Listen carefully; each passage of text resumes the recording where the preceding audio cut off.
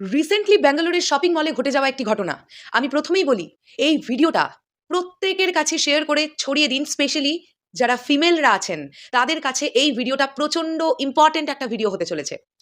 Recently ব্যাঙ্গালোরের একটি shopping মলে ঘটে যাওয়া ঘটনা। একটি মেয়ে যখন ওয়াশরুমে যায়, সেখানেই একটা অদ্ভুত জিনিস সে লক্ষ্য করতে পারে। কি সেই অদ্ভুত জিনিস?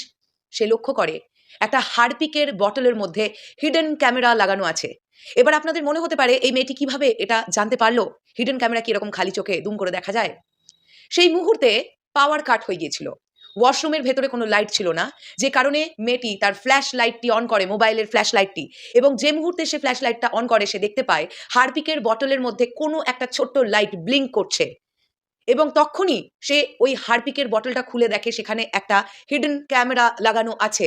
এই ঘটনা আমাদের প্রায়শই শোনা, যে এরকম ঘটনা চারিপাশে আকছার ঘটছে। তাই যখন যে কোনো রকমের পাবলিক টয়লেট আপনারা ইউজ করছেন, সেটা হতে পারে কোনো শপিং মল, হতে পারে কোনো রেস্টুরেন্টের টয়লেট, হতে পারে কোনো হোটেলের টয়লেট, সব সময়ের জন্য এদিকটা নজর রাখুন। এইবার কথাটা হচ্ছে, আপনারা কিভাবে বুঝবেন যে কোনো ওয়াশরুম বা টয়লেটে হিডেন ক্যামেরা লাগানো আছে কিনা?